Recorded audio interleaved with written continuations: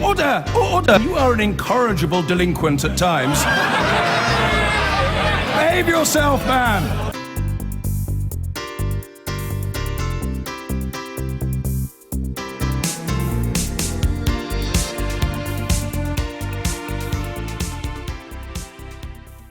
Now then, after a brutal purge of Cameron's Tory modernisers, we have a new-look cabinet. One of the top jobs went to Justine Greening, who becomes the first Education Secretary, remarkably, to have had all her secondary schooling at a comprehensive, and she joins me now. Does it really feel different, this cabinet, in terms of culture and so forth?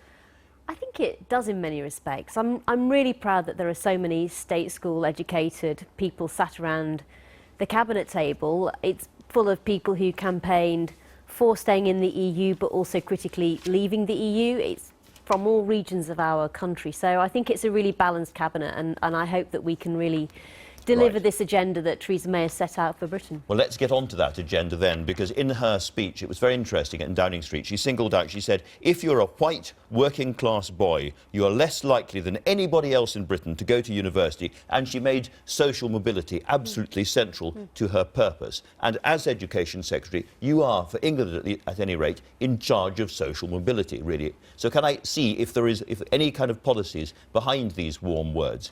Could we start with schools in England, because according to the IFS, as things stand, per pupil spending is going to go down in real terms by 8% by the end of this Parliament. Now, we have a new financial regime here. We're no longer going to try and go into surplus by the end of this Parliament. Austerity is being loosened a bit. So in those circumstances, do you go back to colleagues and say, you know, an 8% cut for pupils in English schools is absolutely the wrong thing for social mobility?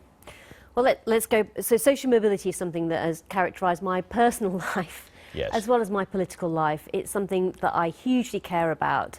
Driving better and more opportunities I'd just like for to young stick people. With policies, if we could. Well, so let me come back to your question. But what I want to say is this is so much more than just about the money. Driving more and better opportunities for young people, making the most of Britain's talent, isn't just the right thing to do. It's the smart thing to do for our economy. I'm delighted to be in a department that can be at the heart of driving opportunities. Not only are we now looking after schools policy, we also have universities under our wing too. Absolutely. But if we're really going to deliver on what Theresa May wants to see, which is a country that doesn't just work for a privileged few, it works for everyone, is it just going to be more about... Let me finish, Andrew, because this is important. It's more than just about education.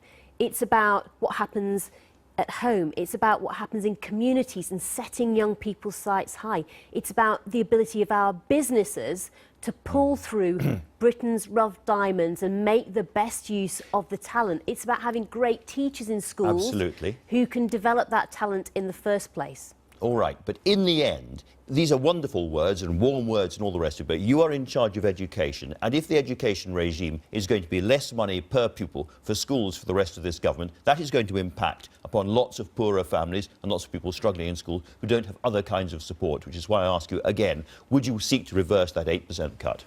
Well, the underlying schools budget is seeing a real terms increase.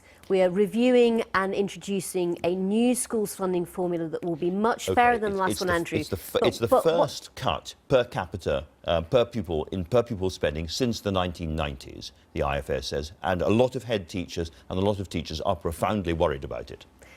And we are reviewing and introducing a new schools funding formula that will be much fairer and will make sure that funding per pupil is now equalised in a way that it hasn't been before. Everybody recognises the need to change. But my point to you, Andrew, is driving better opportunities and driving social mobility in our country is broader even than education. It's broader even than something that can change overnight. It's a generational challenge and it needs generational policy, and we need to stick at it if we're going to make a change. But you're the Education Secretary, which is why I'm sticking with education. Now, there's been suggestions in the papers today, we discussed them in the paper review, that grammar schools could be on the way back and that you are open-minded to that idea. Is that true? Well, I remember having this debate when I was sat in my comprehensive school in the 1980s, so it's been going on for a very long time. the setting in which schools find themselves has actually changed quite dramatically. It's gone from really being a binary world in many respects to being an education world where there are many different schools now that have many different offers. So I think we need to be prepared to be open-minded, but from my perspective, and from my experience actually going through the state school, the times I learnt best were when I had great, amazing teachers who could excite me about learning, who gave me an interest in the subject they were trying to teach me about. And so fundamentally, we need to look at what's happening in the classroom, having children there who are ready and able to learn, having fantastic teachers.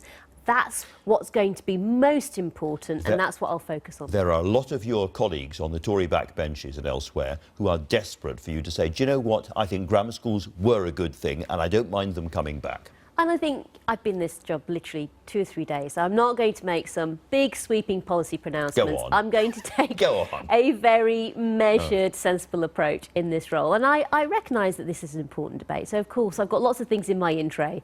I will work my way through them very, very carefully over the coming weeks. But you're not closed-minded to bringing back grammar schools? I think the education debate on grammar schools has been going for a very long time, but I also recognise the landscape in which it takes place has changed fundamentally, and I think we need to be able to move this debate on and look at things as they are today and maybe step away from a more old-fashioned debate around grammar schools and work out where they fit in today's landscape. The biggest single crisis facing you right now is in universities, where people are terrified about the huge loss of funding that is going to come when we leave the EU. 125,000 European students in our universities right now, 43,000 teachers, lecturers and researchers. They don't know what the future holds for them. All the time they're being phoned up by people in the States and so on, trying to cherry-pick our best universities. What reassurance can you give students and teachers in the British university system that they are welcome now, that they will be funded and that the funding gap will be closed? We want to make sure that the university system stays world-beating. I very much recognise that there are these two issues of students and also staff. As we now set about pulling together our strategy for Brexit, of course those need to be things that we reflect on extremely carefully. Britain isn't going to deliver the kind of opportunities for young people if we don't have a thriving university sector. So this is absolutely clear. You're quite right to ask me about it. And again, I hope that over the coming weeks we can have a smart approach to Brexit that means we absolutely lock in that fantastic university system we've already got. I think 16% of all European funding for research and science currently goes to British universities. If they lose that money, we're going to lose the departments and the jobs that are going to keep us prosperous otherwise for the next 50 years. They are going to be cherry-picked by China and America and elsewhere. Will you make sure that 16%, that money which is coming from Europe is replaced by the British government? It's absolutely essential to British universities. Well, I recognise all these challenges. Whatever path we'd chosen on the 23rd of June, there were going to be pros and cons to that path. We now have a chance to work out our game plan on Brexit. It also, though, gives us a chance to look at some of the risks around leaving the EU. You've talked about some of them, and work out how we can make sure we mitigate them effectively. You presumably have to be part of that negotiating team. It can't all be left to David Davis and a separate department. You know, as a departmental minister, you have to be absolutely in the thicket of that. The Brexit department now needs to work across government. Of course, there are issues around universities. Every department overwhelmingly is going to be affected by the decision to leave the EU. What we now need to do is get on with that decision that people took, make sure we approach it in a smart way, make sure whilst we're working out our Brexit strategy that we also get on with starting the process of putting in place international trade deals, which is why the other department Theresa May set up was the Department for International Trade.